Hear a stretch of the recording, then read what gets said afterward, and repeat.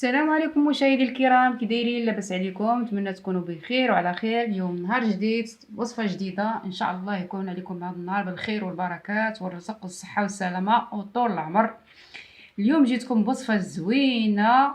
هاد الوصفه ديال تنبيت الشعر. الناس اللي الشعر عندهم كيتساقط، يعني كيطيح لهم الشعر، الناس اللي عندهم الصلع خصوصا اللي كتكون في الجبهه ديك الصلعه، الناس اللي شعرهم ديما كيطيح، الناس اللي عندهم تساقط الشعر كتير كتير بزاف بزاف. هاد الوصفه هذه زوينه بزوينه لتساقط الشعر وكذلك ديال الصلع، والناس اللي عندهم الفراغات في الراس ديالهم، يعني كيطيح لهم وكيكبر لهم الشعر. هاد الوصفه راها كتعالج الشعر المتساقط، كتعالج داك الصلع، يعني كيبقى ينبت الشعر. عندها مفعول خطير خطير، زوينه زوينه بزاف بزاف. البنات ديروا هاد الخلطه هذه، راها واعره وزوينه بزاف بزاف.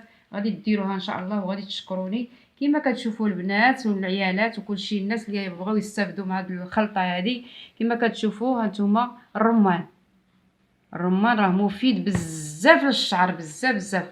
البنات العيالات ما تربيوش، راه وقت الرمان هذا ما تربيوش. القشور ديال الرمان راه مفيد بزاف بزاف للشعر، كيصبغ الشعر مزيان. حتى الانسان اللي عنده المعده، اللي عنده المصران، اللي عنده حرقه المعده، اللي عنده جراحه للمعده، يعني زوين بزاف بزاف. ما ترميوش، جمعوه يبسوه، راه غادي تستافدوا منه ان شاء الله. وعندنا كذلك الوراق، هذا القشور ديال البصله. شوفوا قشور ديال البصله زوين بزاف، حتى هو مزيان للشعر، حتى هو غادي نديرو في هذه الوصفه.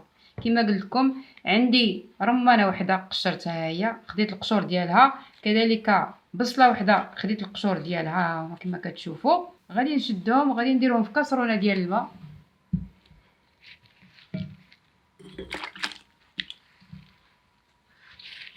هو القشور ديال الرمان هانتوما تشوفوا، وغادي يطيبوا مزيان لمده ساعه حتى كيولي هذا القشور هذا طايب هرا، كيهري بزاف حتى كيطيب مزيان. هو هذا القشور يطيب مزيان مزيان، ومن بعد غنرجع لكم ونقول لكم اش غنديروا ليه.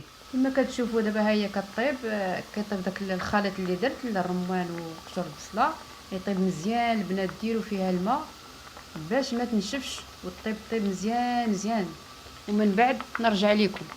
من بعد ما طبخت هاد الخلطه ديالنا، كما قلت لكم الرمان وقشور البصله، طبخوا مزيان مزيان. عندكم البنات ديروا فيها الماء بزاف باش ما تنشفش لكم، وخليوها تطبخ مزيان مزيان.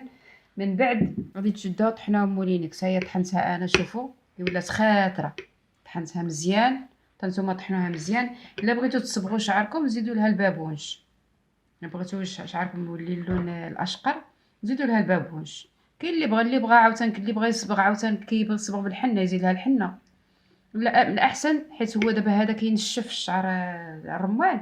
اللي عندكم زيت البصله ديروها، ولا زيت الخزامه ديروها. انا عندي زيت الخزامه، شوفوا انا غادي نزيد زيت الخزامه، هذه معلقه كبيره.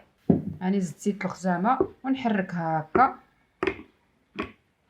تحرك مزيان.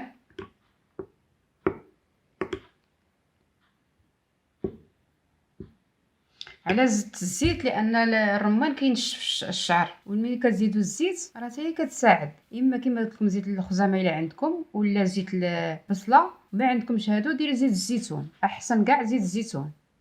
ديروا معلقه كبيره وكما كتشوفوا هكا، وخلطوا مزيان مزيان، وديروا على شعركم لمده ساعه. وديروا الميكا على شعركم حتى ينشف داك هذا الخليط كامل، وغسلوه تشوفوا الشعر كي كيولي. وداوموا عليه داوموا عليه بزاف، داوموا عليه باش الشعر غادي يبت لكم الشعر. داك المكان الفارغ حتى هو كيكبر وكيطوال الشعر وكيولي اللون زوين. عرفتوا الرمان راه كيشد الاخر، كيشد الشعره ديال الشعر، يعني ديك البصيله ديالها كيشدها مزيان، ما كيخليهاش طيح وكينبت الشعر. وما تفرطوش فيه، راه وقت الرمان هذا. شدوا الرمان نقيوه، خذوا القشره ديالو ونشفوها في البلاصه تكون المكان يكون فيه الظل، ما ديروهاش في الشمس. وخزنوه عندكم مره مره، هزوا شي شويه وطبخوه مع القشور د البصله وديروه لشعركم، راه زوين وغادي يفيدكم بزاف بزاف. ما تنساوش الزيت اللي قلت لكم، زيت الزيتون ولا زيت البصله ولا زيت الخزامه، وديروا على شعركم وديروا عليه ميكا حتى ينشف مزيان، يشد راسو شي ساعه ولا ساعه ونص. عاد غسلوه وتشوفوا النتيجه زوينه بزاف بزاف. هذه راها هذه راه هاد الخلطه هذه راه مجربه وفعاله وكتعطي علاج للشعر بزاف بزاف، وكتصبغ الشعر الا درتو له البابونج. انا راه درت ليه دابا البابونج، ديروا ليه البابونج باش يصبغ لكم حتى الشعر ديالكم. وكذلك داك الصلع اللي عندكم، الانسان اللي عنده الصلع حتى هو كيتوقف التساقط والصلع كيبقى يكبر، ديك البلاصه الخاويه كتبقى تكبر فيها الشعر.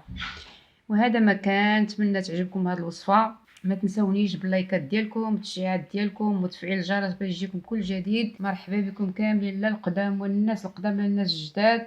شجعوني بزاف بزاف، راه بالدعم ديالكم باش تكبر القناه. بارطاجيو الفيديو والى فيديو اخر، والسلام عليكم ورحمه الله تعالى وبركاته.